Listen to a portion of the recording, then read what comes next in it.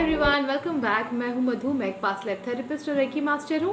अगर आप ऐसी किसी भी तरह की कोई सर्विस लेना चाहते हैं तो नीचे दिए गए वेबसाइट पर आप बुक कर सकते हैं अपना सेशन, या फिर हमें व्हाट्सएप भी कर सकते हैं।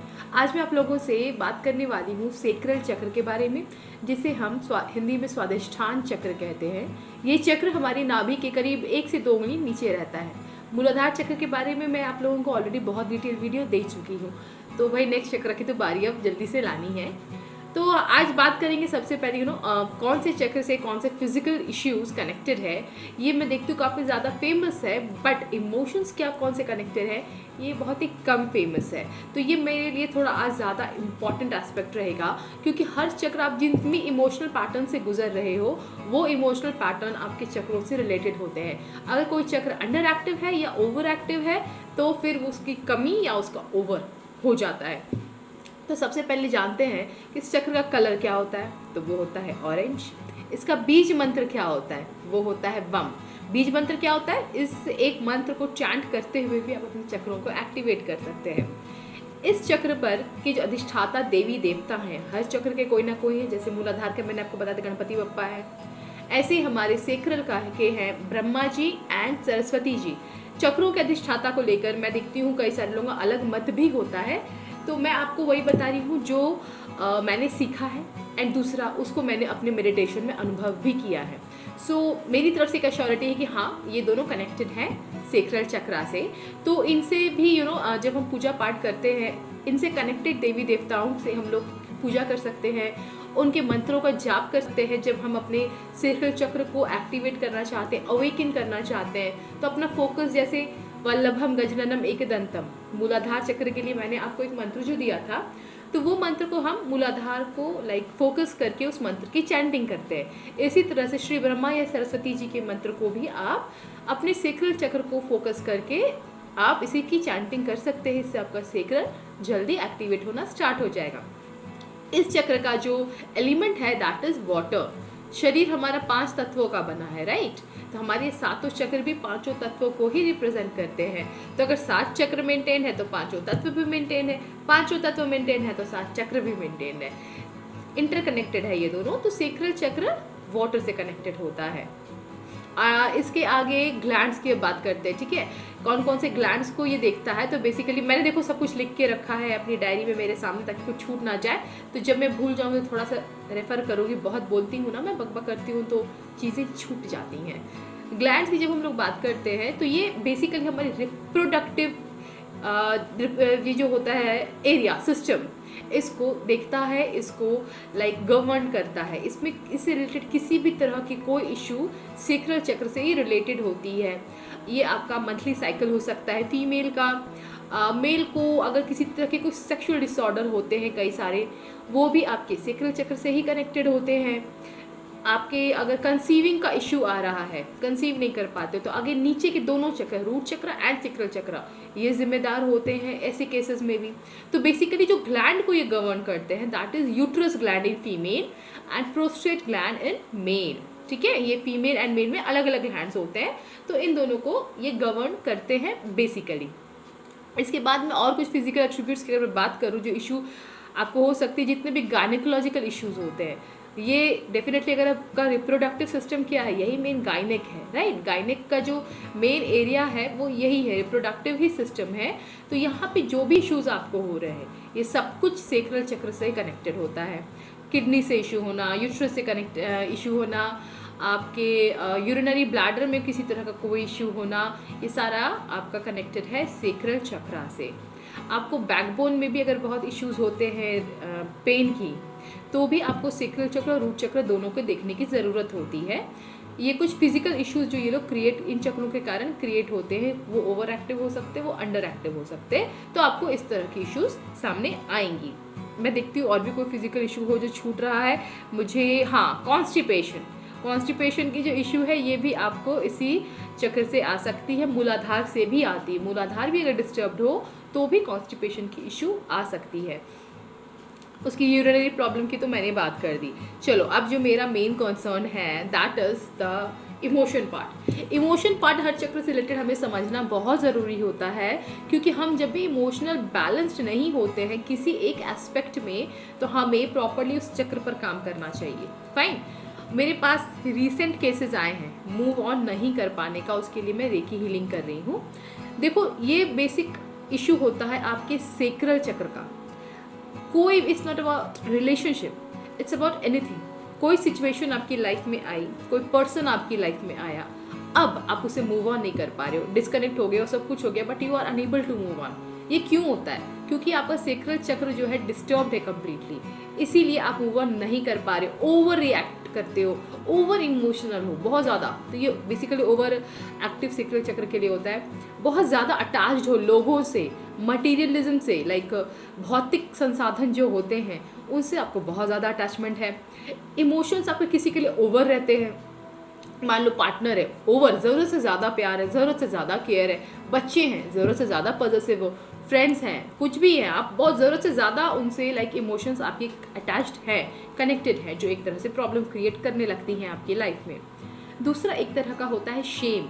शेम के भी दो पहलू होते हैं। एक शेम होता है जो आपकी सेक्सुअल पार्ट ऑफ लाइफ से कनेक्टेड होता है, आपको उस केस में आपको शर्मिंदा कराया जाता है।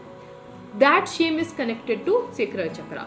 अब बाकी और कोई जो शर्मिंदगी होती है किसी भी और चीज़ को लेकर, दैट कैन बी एनीथिंग, ठीक है, पढ़ाई में अच्छे नहीं हो, हैंडराइटिंग अच्छी नहीं, कुछ भी लोग कुछ भी कह के शर्मिंदा कराते हैं, वो सारे अलग होते हैं। But only related to this part of life, ये आपका कनेक्टेड होता है आपका सेक्रल चक्र से। सब कुछ इससे रिलेटेड सेक्रल चक्र से ही होता है।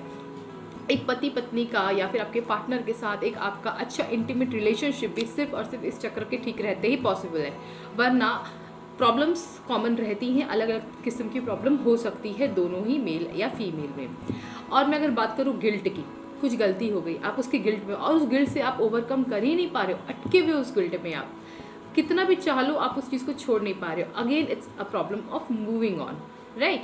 कुछ तो हुआ, आपको गिल्ट है उसका, शायद आपने पश्चाताप के लिए कुछ कर भी लिया, फिर भी वो छूट नहीं रहा आपसे, तो भी ये प्रॉब्लम है आपके सेक्रल चक्र की। ये इश्यूज़ की मैं बात कर रही हूँ। और मैं देखूँ अगर डिप्रेशन, ये अगेन डिप्रेशन हो गया, एंग्जाइटी हो गया, सेक्रल चक्र रिस्पॉन्सिबल है इसके लिए।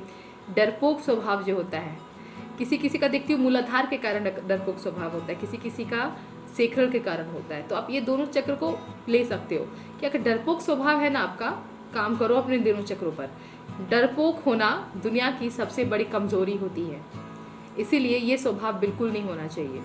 अपने चक्रों को, इसके लिए आपको बैलेंस बहुत ज़रूरी है करना। और दूसरा अगर मैं देखूँ आगे तो एडिक्शंस। तो addictions is not like cigarette and rum and all.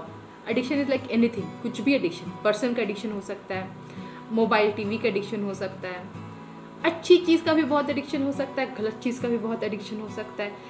इस दुनिया में कुछ भी जब न्यूट्रल होता है ना तो वो बेस्ट होता है। इवन हमारी जो नाड़ियाँ हैं, Ida Pingala Sushumna, if you know about that, Ida and Pingala are fine, and Sushumna क्या है, बीच का न्यूट्रल तार है ना। ईड़ा पिंगला राइट है, लेफ्ट है, और सुषुम्ना नाड़ी क्या होता है, बीच का न्यूट्रल तार है।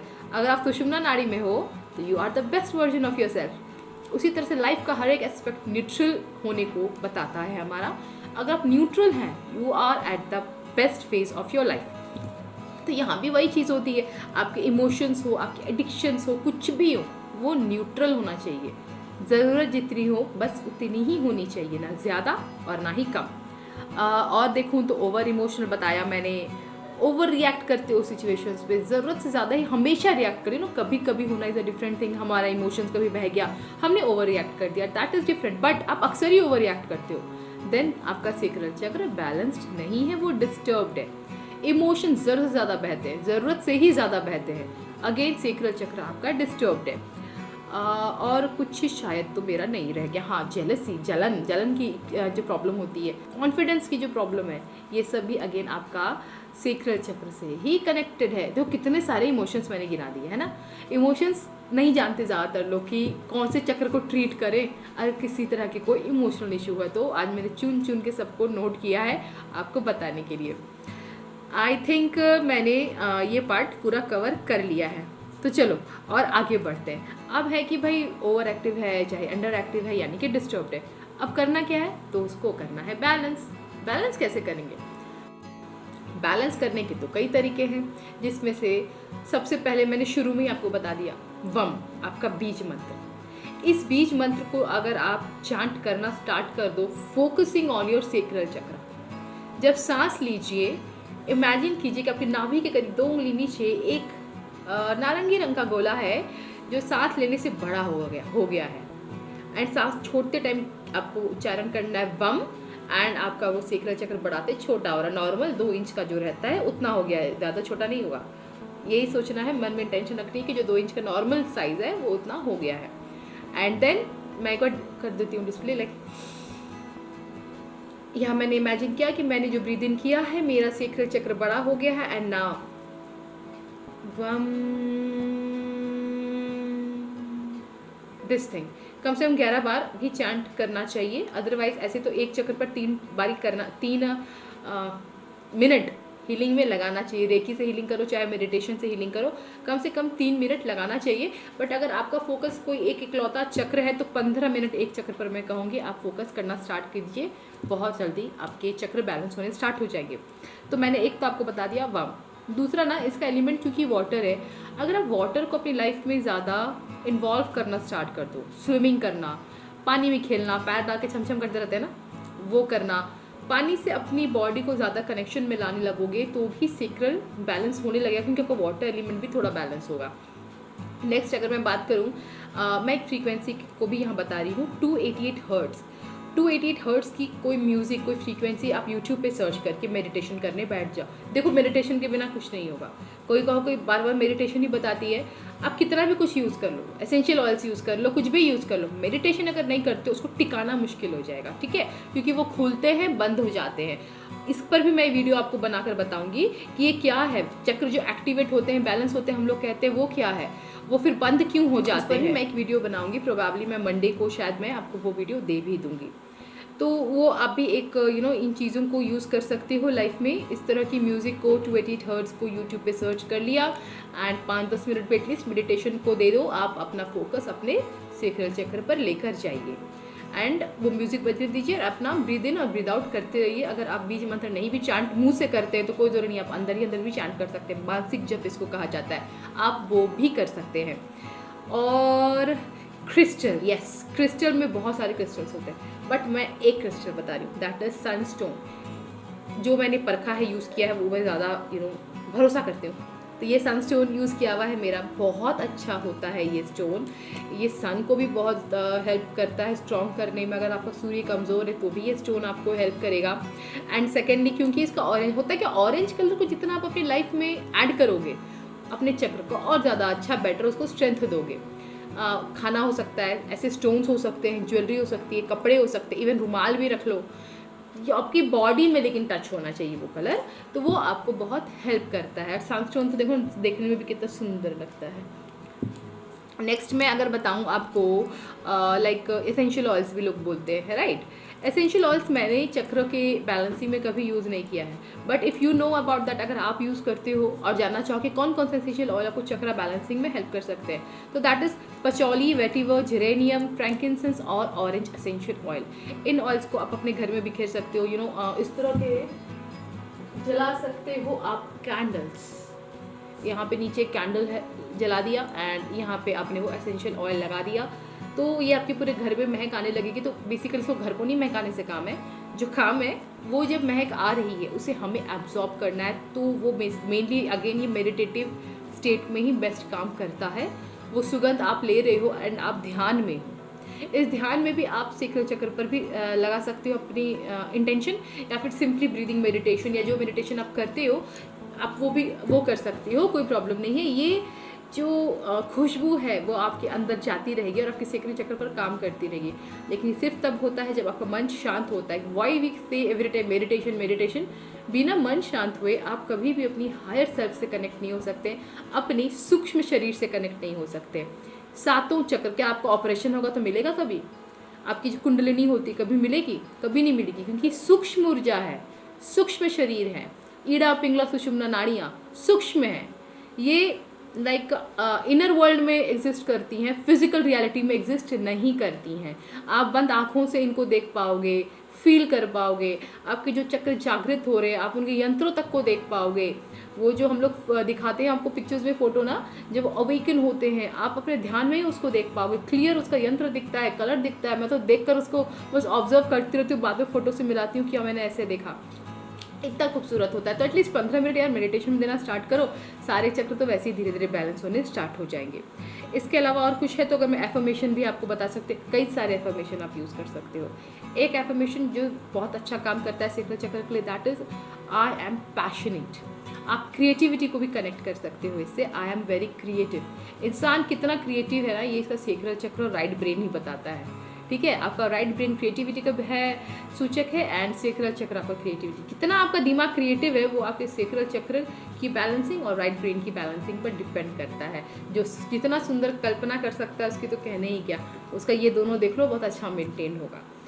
मुझे लगता है मैंने सब कुछ बता दिया, और कुछ तो मुझे इस बड़ी सी डायरी में दिख नहीं रहा जो मुझे और बताना था। बहुत कुछ मैंने लिख रखा था, यस बता दिया मैंने सब कुछ मेरे एंड से। अगर और कुछ आपकी तरफ से भी पूछना हो आप मुझे डेफिनेटली कमेंट कर सकते हैं। एक दो दिन से जो कमेंट आ रहे हैं मैं थोड़ा डिले हो जा रही हूँ रिप्लाई करने में, कुछ कमेंट्स के अब तक मैंने रिप्लाई नहीं किया, मैं कर दूँगी। ठीक है, तो टेंशन मत लेना कि मैंने फिर रिप्लाई क्यों नहीं किया, करती आई हूँ और जहाँ तक कर सकती हूँ मैं डेफिनेटली करूँगी। आप कमेंट डाउन कर सकते हो, कोई भी अगर कुछ है जो मुझसे छूट गया तो मैं वहीं पर आपको बता दूंगी।